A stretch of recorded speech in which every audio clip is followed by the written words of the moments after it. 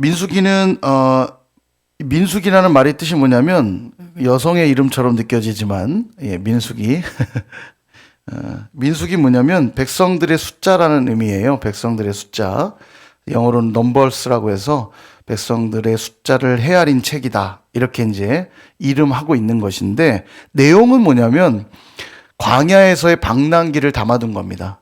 광야에서 보낸 그 40년의 시간들, 엄밀히 말하면 시내산에서 이미 1년의 시간을 보내고 남은 8년이라고 할까요? 마지막 40년째 들어가니까 그 광야에서 보낸 방랑기, 광야의 방랑기인데 이름을 이제 민수기라고 백성들의 숫자, 그런 제목입니다. 보면 총 36장까지 구성되어 있는데 광야에서 36개 주랭랑 이렇게 해서 36장 기억하면 안 까먹을 수 있습니다. 36장까지고요. 그 다음에 세 등분으로 나눌 수 있는데 보시면은 1장부터 10장까지 정확히 말하면 10장 10절까지 10장 10절에서 출발을 하거든요. 10장까지는 신의 광야, 그러니까 신의 산 앞에서의 일들을 기록하고 있는 것이에요. 그러니까 아직 출발한 건 아닙니다. 출발한 건 아닌 상태로 신의 광야에서의 이야기가 10장까지 기록되어 있고요. 10장 10절부터 이제 출발합니다. 출발해서 이제 가나안 땅에 들어가기 전까지의 기록인데 어디까지 구분할 수 있냐면 이 방랑기라고 해서 25장까지 25장 여기까지 광야에서 이제 빙글빙글 돌다가 모압 평지에 도착을 하게 되는데요. 이 모압 평지는 어디냐면 가나안을 바로 눈앞에 두고 있는 장소예요. 그러니까 모압 평지까지가 광야에서의 방랑기를 기록하고 있는 거예요. 25장까지. 자, 다시 좀 헷갈리시니까 다시 설명드리면 신의 광야에서 10장까지 기록이 돼 있죠. 출발한 게 아닌 상태고요. 그 다음에 10장 10절부터 25장까지가 광야에서의 방랑기입니다. 그러니까 36장까지가 다 방랑기가 아니고요. 25장까지가 광야에서의 시간을 기록해 둔 것이고, 그럼 26장부터는 뭐냐? 모압 평지에 도착해서 있었던 일들을 기록한 거예요. 이해되시죠? 조금 이해 쉽게 좀 더 돕기 위해 참고 자료 중간에 두껍게 종이가 껴져 있는 거 기억하시죠? 거기 중간에 옆에 좀 잘 모르시는 분들은 도움을 주시면 되겠습니다. 중간쯤 보시면 두꺼운 종이가 이렇게 껴 있고 거기서부터가 참고 자료인데 참고 자료 페이지 어디를 보시냐면은 2페이지 보시면 출애굽 경로 지도가 돼 있는데요. 제가 이제 지형을 설명드리느라 그런 겁니다. 자, 보시면은 이렇게 아래로 여기 화면 참고하시면 여기가 이제 시내산이라고 그랬죠. 전통적 견해긴 해도 어쨌든 여기가 시내산이라고 그러면 이 앞이 신의 광야겠죠. 여기가 지금 신의 광야. 여기서 1장부터 10장까지의 이야기가 여기서 지금 이어지다가 이제 여기서부터 출발해서 빙글빙글 도는 역사가 방랑기고요. 그게 25장까지 되는 겁니다. 그래서 쭉 근데 여기서 이렇게 가면 바로 가나안인데 이렇게 가면 바로 가나안인데 이렇게 못 가요. 여기 이들이 길을 막거든요. 그래서 호르산을 통해서 빙글 돌아 올라갑니다. 이렇게 가나안 땅을 이렇게 빙글 돌아 올라가요. 이렇게. 그래서 여기서 요단강을 건너는 거예요. 근데 이때 여기 모압이라고 써 있죠. 바로 요 앞이 여기가 모압 평지입니다. 여기 모압 평지. 이 모압 평지에서 이제 가나안 입성을 준비하는 거예요. 그럼 모압 평지에서 무슨 일이 벌어지냐? 신의 광야에서는 10계명과 여러 율법들을 받았죠. 그런데 광야에서 보낸 시간이 대략 얼마예요? 40년 가까운 시간을 보냈잖아요. 1세대들이 다 죽습니다. 1세대들이 다 죽고 모압 평지에 도착해서 보니까 누구만 남아있어요? 2세대들, 다음 세대들만 남아있잖아요. 그래서 모세가 나이가 이미 지긋해졌죠. 120세의 할아버지가 된 모세가 다음 세대들을 데리고 새로운 언약을 다시 맺어요. 그 언약이 모압 언약이고 모압 평지에서 맺었다고 해서 모압 언약이라고 부르고 그 기록이 신명기예요. 이해되시죠? 모압 평지에서 새롭게 다음 세대들과 언약을 맺은 그 내용이 신명기입니다. 그래서 신명기는 모세의 설교가 3편 들어있어요. 옛날 뭐 만나를 주어할 때 이런 일이 있었고 옛날 얘기부터 쭉 하는 거예요. 그러니까 새로운 언약을 준 게 아니라 시내산에서 받았던 그 언약을 다시 한번 다음 세대들하고 갱신을 하는 작업을 하는데 그것을 이름하여 모압 언약이라고 부른 것이고 왜요? 모압 평지에서 줬으니까 모압 언약이에요. 그럼 시내산에서 받은 건 뭐라고 부를까요? 시내산 언약이라고 부르죠. 성경을 보다가 그런 시내산 언약이라는 표현이 나오는 건 그걸 의미하는 거예요. 시내산에서 받았던 율법. 그러니까 신의 언약이나 모압 언약이나 내용은 같은데 이제 세대들이 시내산에서 언약을 맺었던 백성들이 다 광야에서 죽었기 때문에 그 광야에서 태어났거나 아니면 시내산에서 20세가 안 되어서 인원수에 들지 않았던 사람들 이제 그들은 요단강을 건너기 전 모압 평지에서 모압 언약을 맺고 있는 겁니다. 이제 그 내용이 26장부터라고 보시면 돼요. 모압 평지에서의 이야기니까. 민수기가 큰 흐름이 정리가 되세요? 좀 어려우신가요? 대충 이해되시죠? 예, 대충이라도 되시면 됩니다. 예, 천천히 내용을 살펴보면 되니까. 자, 그래서 오늘은 신의 광야에서의 이야기까지만 볼 겁니다. 예, 그래야 숙제가 적잖아요. 그죠? 예, 10장까지 보시면. 근데 민수기는 재밌어요. 왜냐하면 시간에 따라 이제 그 안에서 벌어진 여러 사건들이 중점적으로 기록되어 있기 때문에 읽어보면 재밌습니다. 자, 그래서 민수기를 볼 텐데요. 성경을 펴볼게요. 먼저 1장, 민수기 1장.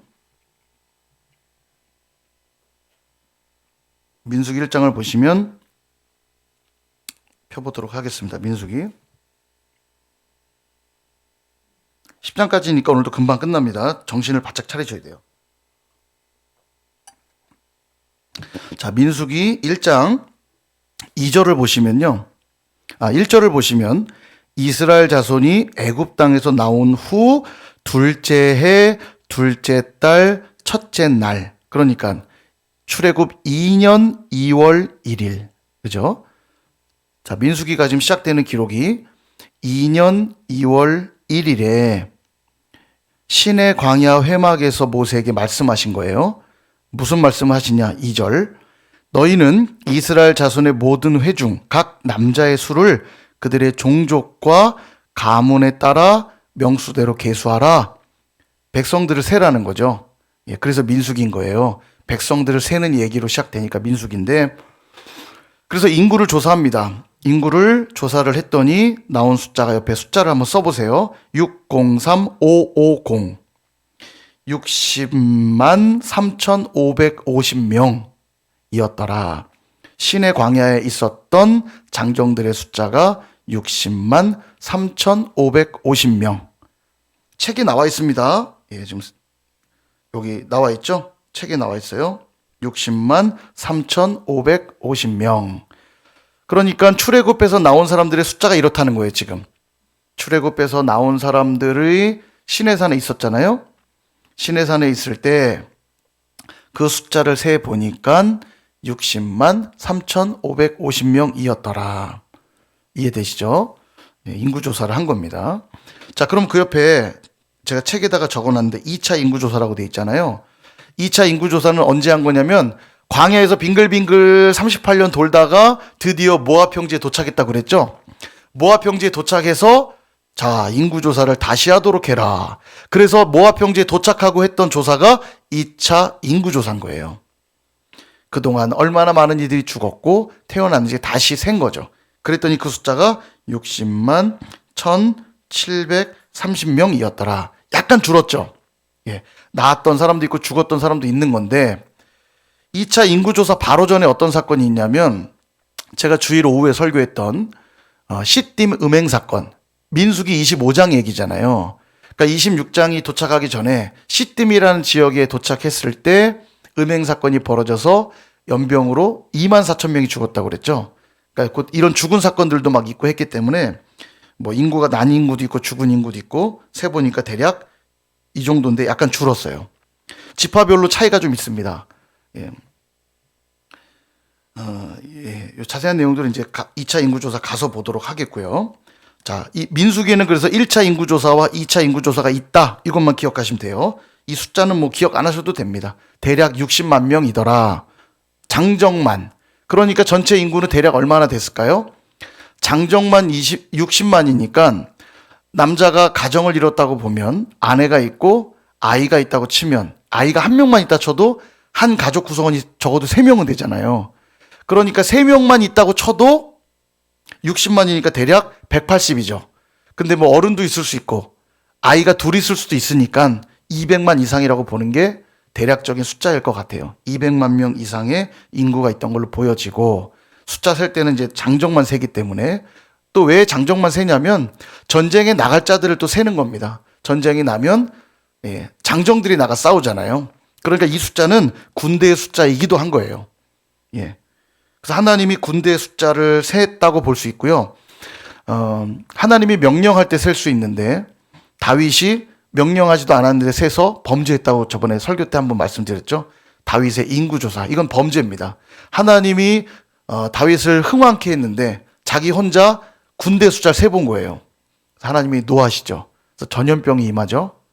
그걸로 7만 명이 죽어나갑니다. 자, 그런 얘기들도 다 이런 데 배경이 있는 거예요. 하나님이 아무 때나 인구조사를 시키시지 않아요. 자, 근데 지금은 인구조사를 하게 했고요. 자, 그게 이제 1장이 시작된 내용이고요. 2장에 넘어가 보시면, 그러니까 여기에 1장의 내용은 각 지파별로 몇 명 있었더라, 막 이런 얘기 나오는 거예요. 읽어보시면 알아요. 유다 지파는 계수해 보니까 7만 몇 명이었더라. 뭐 레위는 아니죠. 므낫세 지파는 몇 명이었더라. 이런 얘기들이 쭉 나오고요. 자, 요것도 볼게요. 1장 47절을 보시면 이런 말이 나와요. 1장 47절. 그러나 레위인은, 그러니까 모든 지파를 다 셌는데 레위인은 좀 예외를 둡니다. 보시면 그러나 레위인은 그들의 조상의 지파대로 그 계수에 들지 아니하였으니, 그러니까 60만 3,550명에 들어가지 않은 지파가 있었어요. 누구죠? 레위. 레위는 왜 안 들었냐면 레위는 하나님의 기업으로 그들은 따로 빼낸 자들이에요. 그래서 그들의 숫자는 전쟁의 숫자에 들지 않은 거예요. 군인의 숫자. 그들은 전쟁에 나가도 나가 싸우는 자들이 아닙니다. 이들은. 왜냐하면 성막을 지켜야 되고 제사를 드려야 될 자들이기 때문에 그들은 따로 빼놓는 거죠. 그들은 내 것이다. 이렇게 말씀해요. 자, 이따가 레위인은 좀 더 자세히 볼 것이고요. 2장 보시면 진을 배치하는데요. 진을 아무렇게나 배치하지 않습니다. 이제 진을 모양대로 배치하는데 참고 자료로 또 한번 가볼게요. 참고 자료.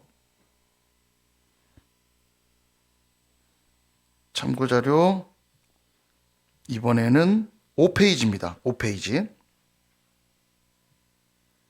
5페이지 보면 진 배치 및 행진 순서 이렇게 되어 있거든요. 진 배치. 자, 우리 권사님 책 못 찾으시면 그냥 화면 보시면 돼요. 화면이 잘 보이시나 모르겠는데 잘 보이시면 화면 보셔도 됩니다.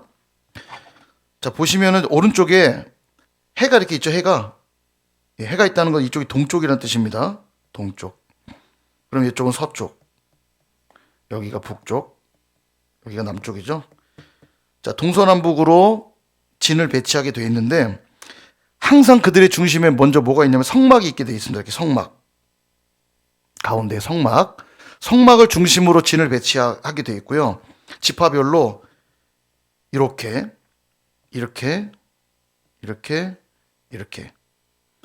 진이 배치됩니다. 성막 주변으로는 레위 지파들이 먼저 배치가 되는데 아론 자손들, 고핫, 게르손, 무라리. 성막을 주변으로 레위 지파들이 먼저 포진하고요. 왜냐하면 성막을 지켜야 되니까. 그리고 그들 바깥으로 이렇게 세 지파씩 묶여서 진을 치게 돼 있어요. 그러니까 성막을 보호하는 형태의 진 배치죠. 그리고 이렇게 이동을 해요. 이동할 때도.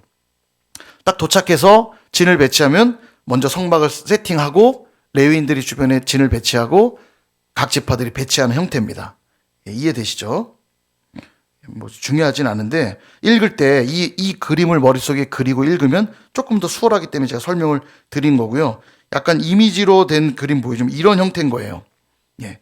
가운데 이렇게 성막이 딱 세팅이 되고 아까 말한 레위인들이 먼저 주변에 진을 치고 그 다음에 세 개 지파씩 이렇게 진을 구성하고 있는 거죠.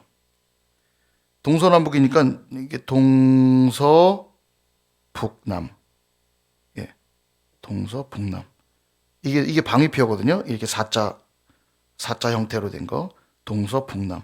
이런 형태로 진을 갖춘다는 것 이해하시고 성경을 읽으면 이제 도움이 되실 거고요. 자, 그다음에 3장으로 넘어가시면 3장.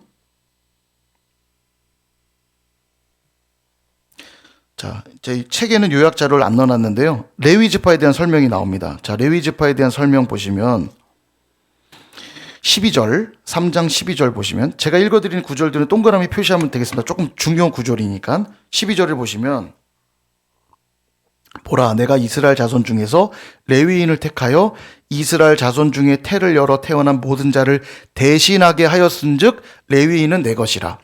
그러니까 모든 태어난 사람들은 다 하나님의 것이잖아요. 근데 그 생명을 다 취할 수 없잖아요.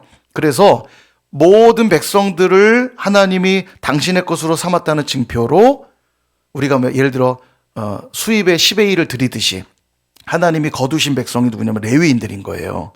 그러니까 이들은 인구조사에서도 빠졌고 따로 취한 거죠. 그래서 13절에 보면 처음 태어난 자는 초태생이라고 하는데 처음 태어난 자는 다 내 것이다. 그래서 그들을 대신하여 레위인들을 취하신 거예요. 레위인들은 그래서 성막에서 하나님을 위해서 온전히 봉사하는 거죠. 이해되시죠? 그래서 지파를 셀 때도 레위 지파는 안 센다고 그랬죠. 레위 지파는 떼고 12지파에 레위인이 빠지면 11지파 아닙니까 싶지만 어떤 지파가 2개가 됐죠? 요셉이 그의 아들들 므낫세와 에브라임 그의 아들들이 각각 한 지파씩 장자에게는 2몫을 준다고 그랬죠. 그래서 요셉에게서 나온 2 아들 므낫세와 에브라임이 한 지파씩 차지하면서 12개 지파가 된 거예요. 레위가 빠지고. 레위까지 있으면 13지파인데 레위는 지파에 안 넣었어요. 왜냐하면 12지파를 대신하여 하나님이 취한 사람들이기 때문에 지파에선 빠지고 인구조사에서도 빠지고. 이해되시죠? 예, 그랬다는 얘기예요. 자, 그런데 레위의 아들들 17절을 보세요. 레위의 아들들의 이름이 게르손, 고핫, 무라리. 이게 레위가 낳은 아들들이거든요. 이 세 아들들을 중심으로 레위 계열들도 나뉘어요. 게르손 계열, 고핫, 무라리 이렇게 나뉘는데 이 세 종족들이 역할이 다 다릅니다. 자, 아까 제가 이제 진 배치할 때 보여드렸는데 자, 여기 보시면은 화면 그냥 보시면 돼요. 여기 보시면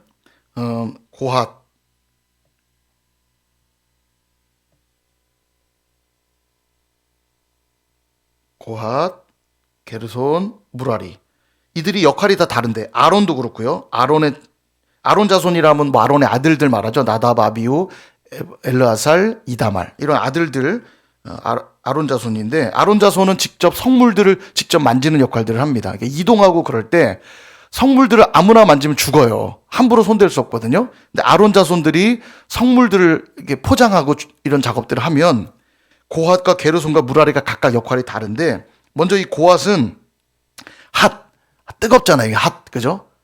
예, 만지면 죽는 이런 성물들, 기물들을 나르는 역할들을 고핫이 했어요. 고핫 자손들이 성물들, 아론 자손들이 다 포장을 해두면 그런 성물들을 직접 나르는 역할을 한 게 고핫 자손이고요.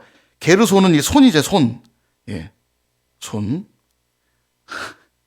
이거 제가 그냥 외우기 좋으라고 설명드리는 거예요. 성경에 이렇게 나오는 건 아니고 이해하기 좋도록. 자, 보세요. 어디를 보시냐면 25절. 25절 보시면 게르손 자손이 회막에서 맡을 일은 성막과 장막과 그 덮개와 회막 휘장 문과 뜰의 휘장과 및 성막과 제단 사방에 있는 뜰의 휘장 문과 그 모든 것에 쓰는 줄들이니라. 요거를 정리하는 일, 덮개류라고 말할게요. 덮개류, 덮는 것 주로 성막을 덮고 뭐를 덮고 덮는 것들을 주로 게르손 계열들이 정리를 한 거죠. 예, 그래서 손으로 덮개를 잘 덮어야 되잖아요. 그러니까 게르손이 덮개류를 한 거예요. 고핫은 뜨거운 거, 손 대면 죽을 수도 있어. 막 이런 것들을 고핫이 날랐다면 덮개류는 손으로 하는 일, 이 게르손이 했다. 자, 그 다음에 무라리가 남죠. 무라리는 어디냐면 36절 보세요.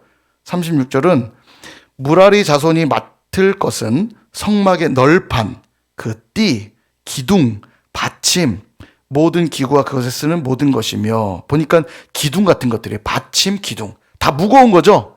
물아리는 무거운 거예요. 물아리, 무거운 거. 예, 그냥 막 갖다 붙이는 거. 무거운 거. 무거운 기둥, 널판, 막 이런 것들은 이제 물아리가 했다. 이해되시죠? 그러니까 이제 하나님이 구름 기둥, 불 기둥이 딱 떠서 이동하는 거예요. 야, 하나님이 우리를 인도하신다.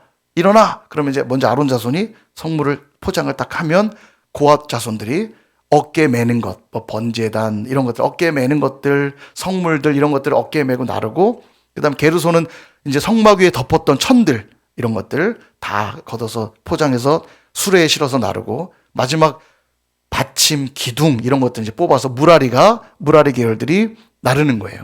그리고 이동하다가 구름 기둥, 불 기둥이 딱 멈춰서요. 여기에 이제 머무르라고 하나님 말씀하신다 그러면 성막부터 펴야 됩니다. 성막 딱 기둥 받고 성막 치고 덮개 덮고 성물들 풀어서 딱 세팅 끝나면 그 주변으로 진들이 배치하는 거죠. 레위 자리 잡고 12개 지파가 주변에 동서남북으로 자리 잡고, 예, 이 작업을 광야에서 계속 한 거예요. 이해되시죠? 예, 아주 자세히 설명드렸습니다. 이거 읽으면 그렇구나 하고 편하게 읽으시면 돼요. 제가 더 설명을 좀 드렸고요.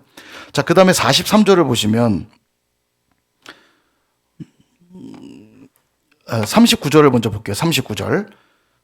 레위인도 이 인구를 세긴 셉니다. 그러니까 아까 1차 인구조사에는 포함되어 있지는 않지만 레위인 자체의 숫자는 세요. 39절을 보시면 모세와 아론이 여호와의 명령을 따라 레위인을 각 종족대로 계수한 즉 1개월 이상 된 남자는 모두 22,000명이었더라. 예, 인구를 셉니다.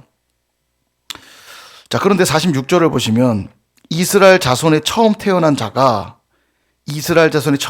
초태생이라고 아까 말씀드렸죠? 초태생은 다 내 것이라고 했잖아요? 그런데 그 생명을 취할 수 없으니까 레위인들을 취한다고 했잖아요?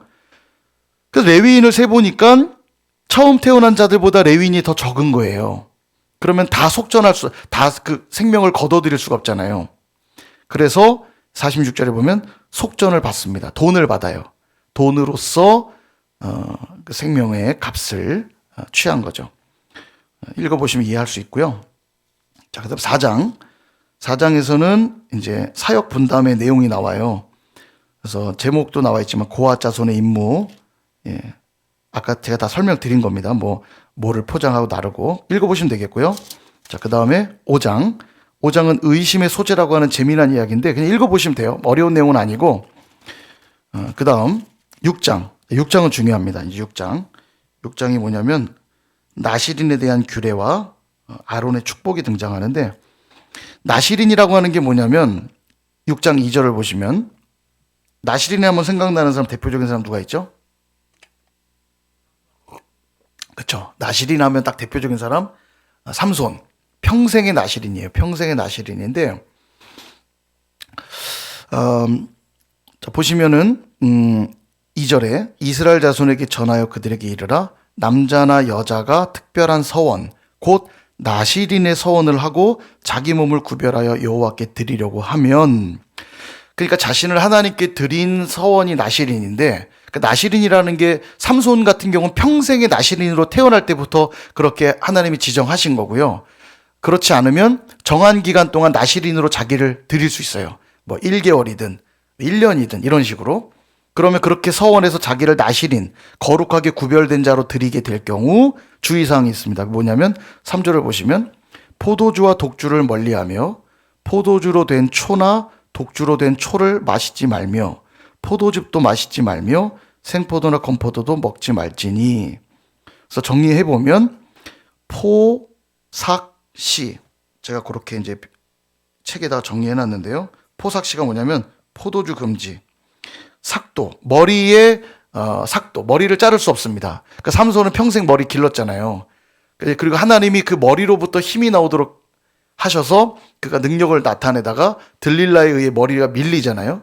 그러니까 힘을 다 잃어버리고 절대 삭도를 댈 수 없는데 대는 순간 삼손은 의미 없는 존재가 돼버렸던 것처럼 나시린의 규례에도 반드시 삭도를 대지 못합니다. 포도주 먹을 수 없고 삭도를 대면 안 돼요. 시체를 만지면 안 돼요. 그래서 줄여서 이제 포삭시라고 제가 말씀드린 건데, 나시린의 규례 3가지. 포도주를 금하고 삭도를 머리에 대면 안 되고 시체를 만지면 안 됩니다. 또 오늘날로 좀 적용한다면 오늘날 나시린은 뭐냐? 영적 나시린이라 말할 수 있겠죠. 오늘날은 실제 나를 드렸다 하면 오늘 저와 여러분이 하나님의 백성 됐다는 의미는 다른 말로 하면 영적인 나시린이 됐다는 거예요. 포도주에 취하지 말라는 건 뭐냐? 세상에 취해 살지 말라는 뜻입니다. 세상의 유혹, 세상의 즐거움에 빠져 살면 안 되는 존재가 된 거예요. 우리를 다 드린 존재가 됐으니까. 영적 나시린입니다. 우리는요. 세상에 취해 살 수 없게 됐고요. 그다음 삭도를 대지 말라는 의미는 뭐냐면 이 삼손에게 머리를 밀지 말라고 한 이유가 뭐냐면 잊지 말라는 거예요. 내 권위자가 누구인지, 내 머리가 누구인지 잊지 말라는 겁니다. 내 힘의 근원이 누구에게 있는지 잊지 말라는 거예요. 그래서 머리에 삭도를 대지 못하게 돼 있습니다. 그러니까 우리가 영적 나시린이라고 하는 것은 오늘도 내게 힘이 되는 힘의 근원이 누구냐면 하나님이라는 거죠. 이걸 잊지 말라는 겁니다. 이게 영적 나시린이 기억해야 될 두 번째고, 세 번째, 시체를 만지지 말라는 거. 역시 부정한 것을 손댈 수 없는 겁니다. 시체는 이제 부정하게 하잖아요. 시체에 손을 대면 부정하게 되거든요. 그래서 부정하면 안 되는 자들이 바로 나시린이다. 자, 그 정도 기억하시면 되겠고, 읽어보시면 되겠고요. 그 다음에 6장 마지막 부분, 24절, 25절, 26절을 보면 아론의 축복이 나와요. 아론에게 백성들을 축복하도록 명령합니다. 이게 아론에게 준 명령이고요. 아론은 백성들을 축복해야 될 의무가 있어요. 그래서 제가 첫날 새벽 소원 예배 때는 항상 이 아론의 축복으로 제가 마지막 기도하잖아요. 여러분들을 축복하는 겁니다. 예수 그리스도의 이름으로, 하나님의 이름으로 축복하는데 그 축복의 내용이 이래요. 24절부터 한번 읽어볼까요? 24, 25, 26 시작. 여호와는 내게 복을 주시고 너를 지키시기를 원하며 여호와는 그의 얼굴을 내게 비추사 은혜 베푸시기를 원하며 여호와는 그 얼굴을 내게로 향하여 드사 평강 주시기를 원하노라 할지니라 하라. 아멘. 이렇게 축복하도록 명령을 합니다. 읽어보시면 되겠고요. 그 다음 7장은 이제 봉헌 예물에 대한 건데, 자, 7장 1절을 보면 모세가 장막 세우기를 끝내고 그것에 기름을 발라 거룩히 구별하고 또 그 모든 기구와 제단과 그 모든 기물에 기름을 발라 거룩히 구별한 날에, 이때가 언제냐면 장막을 세우고 이제 성막 봉헌식을 드리는 날이에요. 지금 7장 1절의 내용은 성막 봉헌식이 언제 있었는지 기억나세요? 출애굽기 마지막에 봤는데 성막 봉헌식 기억 안 나시죠? 기억이 안 나야 정상입니다. 기억이 나면 안 돼요. 출애굽 2년 1월 1일. 출애굽 2년 되던 해 1월 1일 날이 성막 봉헌식이거든요. 그날을 말하는 거예요. 그날에 많은 이들이 하나님께 헌물을 드립니다. 예물을 드려요. 그래서 그 내용들이 7장에 등장하고 있는 거고요. 아까 보면 민수기가 언제 날짜에 기록이 시작됐다고 그랬죠? 출애굽 2년 2월 1일이었잖아요. 그런데 왜 그 전 시간께 기록되어 있느냐? 1월 1일 성막 봉헌식에 있었던 얘기를 여기에 지금 삽입해 둔 것뿐이에요. 인구조사는 언제 했다? 2년 2월 1일 이때 있었던 거고, 그렇게 정리하시면 되겠고요. 자, 8장으로 넘어가면 8장 레위인들의 봉사 설명이 나오는데요. 어디를 보시면 되냐면 24절을 보시면 레위인은 이같이 할지니 곧 25세 이상으로는 회막에 들어가서 복무하고 봉사할 것이요 50세부터는 그 일을 쉬어 봉사하지 아니할 것이나. 레위인들이 일할 수 있는 나이가 있는데요. 정확히 말하면 30세부터 50세까지입니다. 30세부터 50세까지 일할 수 있는데 여기에 지금 25세 이상이 들어갈 수 있다고 말하는 건 5년 정도가 견습기간이라고 볼 수 있는 거죠. 견습기간. 그러니까 배워야 봉사를 할 수 있으니까 25세부터 견습기간으로 들어갈 수 있고, 공식적으로는 레위인들이 일할 수 있는 나이는 30세부터 50세. 그렇게 일할 수 있었다. 그렇게 이해하시면 되겠고요. 그 다음 9장. 자, 9장에 넘어가서 이제 6월절에 대한 규례인데, 자, 6월절을 처음에 언제 지켰죠? 출애굽 1년 1월 14일. 1월 14일이 6월절 드리는 날이에요. 1월 14일. 출애굽 1년이니까 언제냐면 애굽에서 나올 때 지켰잖아요. 6월절을. 기억하시죠? 애굽에서 나오면서 지켰고, 이제 두 번째 6월절 지키는 거예요. 2년이니까. 출애굽 2년이니까. 그러니까 이 날은 며칠이냐면 출애굽 2년 1월 14일이겠죠. 1월 14일이 돼서 지키는데 5절을 보세요. 5절. 그들이 첫째 달 14째 날 해질 때에 시내 광야에서 유월절을 지켰으되. 자, 첫째 날 시내 광야에서 유월절을 지켰대요.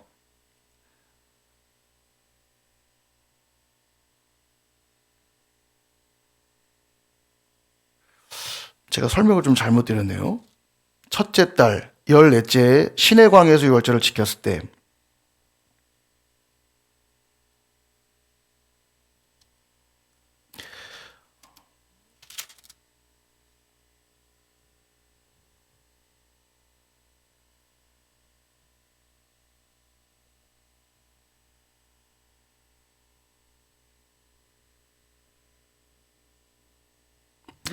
예. 제가 설명 다시 드릴게요.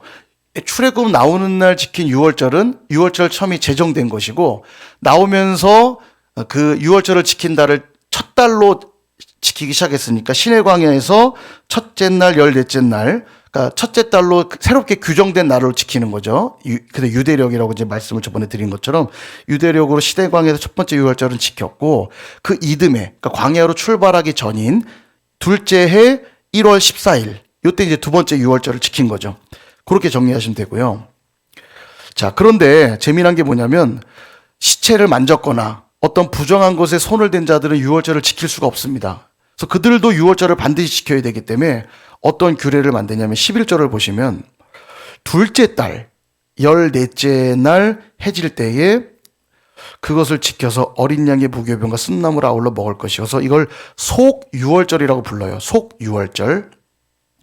1월 14일에 유월절을 못 지킨 사람들을 위하여서 2월 14일에 한 번 더 유월절을 지킬 수 있도록 하는데 이걸 속유월절이라고 그래요.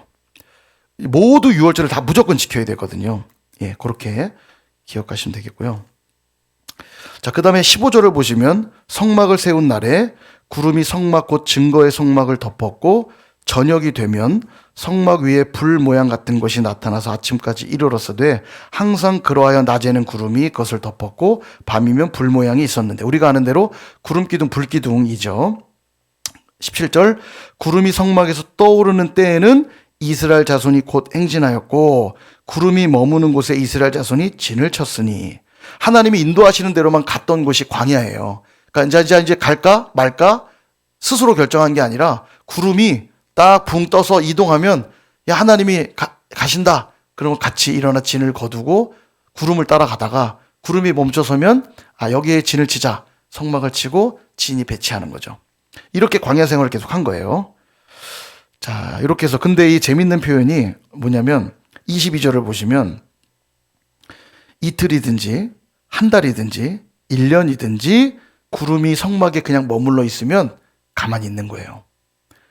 저는 이게 왜 재밌다고 표현했냐면 하루 이틀로만 연상이 되는데, 하루 이틀 뭐 일주일 정도만 연상이 되는데 얼마만큼 머무를 때도 있었냐면 1년간 멈출 때도 있는 거예요. 예, 광야 어딘가에 그냥 1년간. 답답하지 않았겠어요? 야, 빨리 가나안 가야 될 것 같은데. 근데 여러분, 하나님의 인도함을 받는다는 건 항상 뭔가 하는 행동이 아닙니다. 때로는 머물러 있는 것도 인도함을 받는 것일 때가 있어요. 그래서 이걸 기억하셔야 됩니다. 내가 뭔가 앞으로 나갈 때만 인도함 받는 게 아니라 머물러 있어야 될 때도 그건 인도함 받는 것일 때도 있어요. 이걸 잘 분별해야겠죠. 지금이 하나님이 움직이실 때인지 머물러 있을 때인지. 저는 이 코로나 때가 어쩜 이렇게 멈춰서 있는 때가 아닌가 싶기도 해요. 뭘 많이 할 수는 없지만 이때 머물러 서서 우리가 하나님의 뜻을 또 분별하고 해야 될 일들이 있다는 생각이 들어요. 자, 그래서 오늘 여기까지만 할 텐데 10장은 다음 시간에 볼 겁니다. 이제 출발할 거니까. 광야로 출발하는 내용은 10장에서부터 시작을 할 겁니다. 정리해 볼까요? 시내 광야에서의 시간 오늘 본 거예요. 1장부터 10장까지 인구조사를 했고 여러 역할들을 분담하고 이제 그 분담이 끝나니까 이제 다음 시간에 볼 10장부터 출발을 하는 겁니다. 광야로. 질문 받겠습니다. 질문 혹시 있으세요?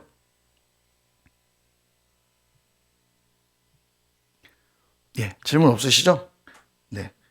자. 네? 네.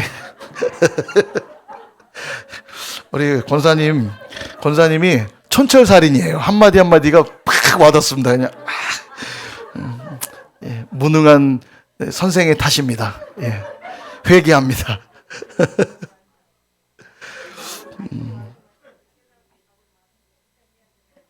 예. 그러니까 오늘 딴 거 기억하실 필요 없고 하나만 기억하시면 돼요. 민수기는 광야에서의 방랑기다. 요거 기억하시면 되고요. 방랑하면서 뭘 했냐면 인구조사 했더라. 사람 숫자 셌더라. 예, 그겁니다. 예. 그래서 광야에서 보낸 시간이 민수기다. 예. 정리되셨죠? 그것만 기억하셔도 성공입니다. 큰 맥락을 잡는 게 중요한데 제가 막 자세하게 설명드린 이유는 성경을 읽을 때 좀 더 쉽게 읽으시라고 설명드린 거고요. 예, 도움이 되실 거예요. 읽어보시면 되겠고 이것저것 헷갈린다 그러면 하나만 기억하시면 돼요. 민수기는 광야에서의 이야기다. 그리고 인구조사를 했더라. 예, 요거 기억하시면 됩니다. 다음 시간에는 이제 광야에서의 실제적인 시간들을 볼 건데 재미난 사건이 많이 등장해요. 예, 이제 그것들을 하나씩 보도록 하겠습니다.